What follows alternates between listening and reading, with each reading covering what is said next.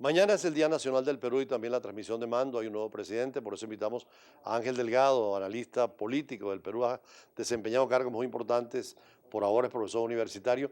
¿Cómo está el Perú preparado para este nuevo presidente? Bueno, con mucha expectativa. En primer lugar, agradeciendo esta invitación tan gentil por parte suya y decir que hay una gran expectativa porque esta es la cuarta vez que en la historia política de nuestra patria se renueva unas elecciones llevadas a cabo a través de las reglas de la democracia, y, dejando atrás una historia en la cual los golpes de Estado sucedían a los pocos gobiernos democráticos que existían. Además, el resultado Es- fue muy reñido y sin embargo Vea hubo usted, transparencia. sí, fue menos del 0,02%, menos de la mitad de 1%, y sin embargo, todas las fuerzas políticas respetaron esos resultados, lo cual revela la madurez de la democracia peruana, cosa que es una conquista de estos tiempos. Además, desecharon a viejos presidentes antiguos, como en el caso de Alan García y también De Toledo, de el presidente Toledo, Toledo. los dejaron de lado, pero también rechazaron tesis de derecha extrema o de izquierda extrema, ¿no? Sí, sí, bueno, se ha producido una suerte de recomposición política en el país.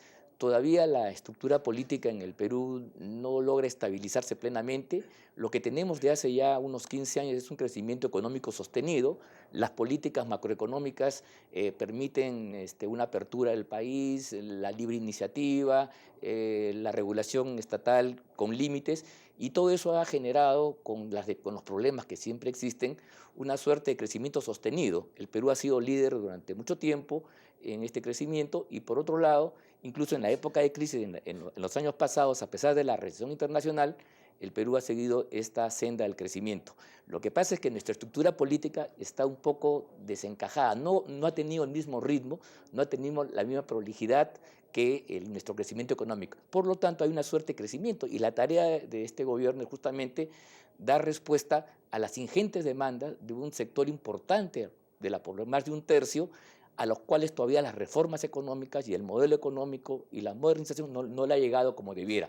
El problema de la desigualdad y sectores todavía de pobreza, extrema pobreza, siguen siendo en nuestra patria un tema fundamental. Keiko Fujimori, que todos la daban como ganadora, sobre todo por ser joven, tener el voto femenino, el padre había hecho realizaciones también económicas positivas. ¿Por qué Bueno, después cambia el electorado? esa es una de las grandes preguntas, porque en realidad yo era uno de los que creía que a una semana de las elecciones, teniendo en cuenta todas las encuestas, cuando ya estas se cierran, Keiko Fujimori era la victoriosa, inclusive por unos 4 o 5 puntos de Ujú. ventaja. Eso se revierte, ¿por qué? Porque en el Perú el proceso fujimorista se hizo en términos autoritarios. O sea, las reformas que se llevaron fueron impulsadas desde un gobierno autócrata, que además se mezcló con una profunda corrupción, incluso con el narcotráfico, y eso hizo que este gobierno rápidamente dilapidara los éxitos que pudo haber tenido, y la conclusión para los peruanos es que fue una época nefasta en la cual la democracia se pervirtió. Por eso es que Keiko Fujimori, esta es la segunda vez que se le escapa a la presidencia de la República, porque a pesar que hay un sector de la población, un 30%, digamos así, que es fiel a esta política, ¿no? El resto del país se ha mostrado reticente, se ha mostrado muy duro, muy reacio a que pueda llegar al poder. Y en esta oportunidad estuvo de verdad a un tris. Hicieron un gran esfuerzo de modernizar el lenguaje, de abjurar del pasado. Ella afirmó delante de todos en la televisión compromisos que nunca más, el 5 de Claro. abril, que fue el golpe de Estado de esos años. Inclusive prometió no liberar a su padre por los canales políticos, sino a través de los métodos jurisdiccionales, pero lamentablemente para ella no le bastó para perder ante una persona que es un tecnócrata destacado como Pedro Pablo Kuczynski, que ha sido ministro de Estado, hombre con experiencia, un poco mayor, pero al cual tiros y troyanos prefirieron darle la confianza en lugar de a Keiko Fujimori. Para él, para el presidente Kuczynski, ¿cómo va a ser el tema del Parlamento? Porque es un Parlamento totalmente opuesto a él, tanto por la parte de Fujimori como por la izquierda, ¿no? Bueno, la izquierda en el Perú, que parlamentariamente sería la segunda fuerza Ajá. política del país, votó por él. O sea, ellos En las hicieron una presidenciales. exhortación en esa semana de final.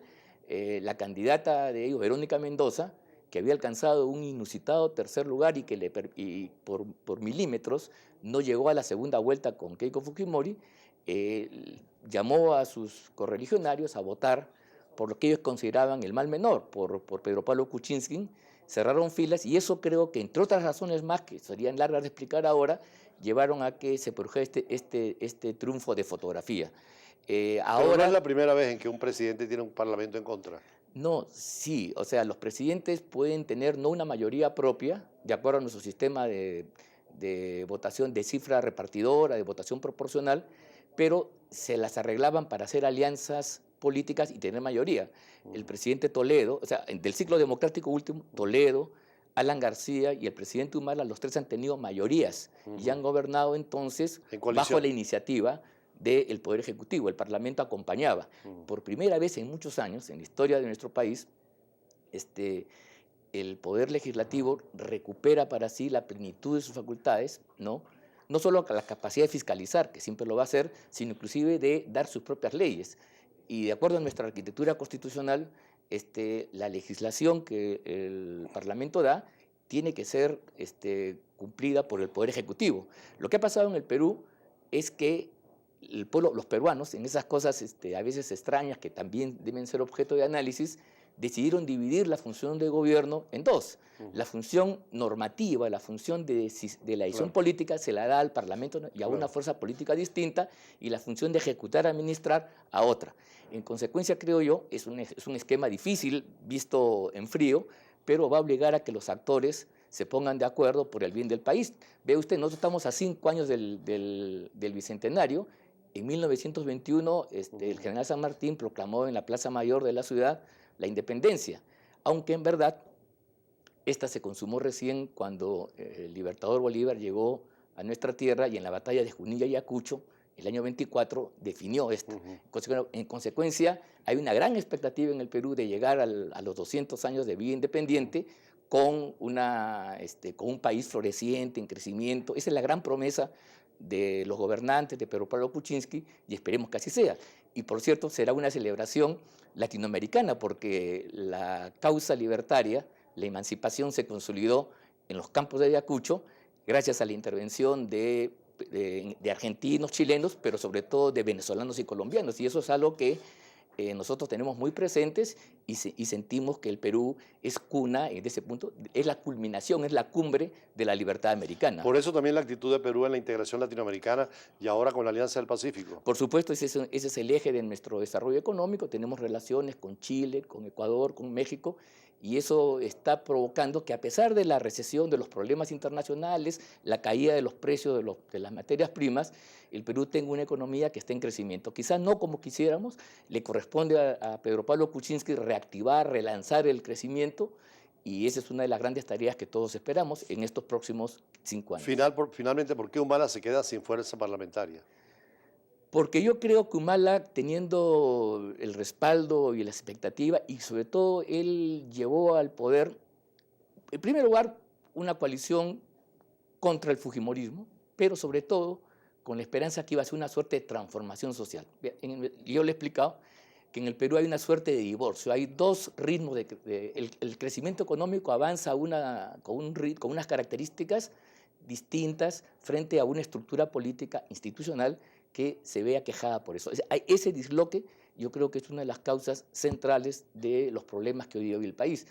Lamentablemente el presidente Humala no cumplió esta promesa, hizo algunos esfuerzos, pero no logró superar las grandes brechas de desigualdad que hay en el país, no logró ajustar la estructura política a los cambios económicos, y eso, más un mal manejo, vea usted, de la relación con otras fuerzas políticas, con aliados inclusive, la injerencia que tuvo la primera dama en la cosa pública, que es un hecho, ¿no? Y que inclusive hoy día le está llevando un juicio, una orden de arraigo para no poder salir del país, explica el por qué la soledad al momento que culmina su mandato, más allá del juicio que la historia le dará a su gobierno. Entonces mañana ustedes tienen nuevo presidente y fiesta nacional, Así, ¿no? las dos cosas, y sobre todo, como le dije, la gran esperanza que sentimos todos los peruanos con miras a los 200 años de vida independiente. Muchísimas gracias, Ángel Delgado. Mañana nos vemos en la Embajada del Perú. De todos modos. Porque mañana la celebración al mediodía. Así y es. recibimos la invitación Ahí del embajador. estaremos. Gracias Muy a Ángel agradecido. Delgado, especialista en política peruana y además, como vimos,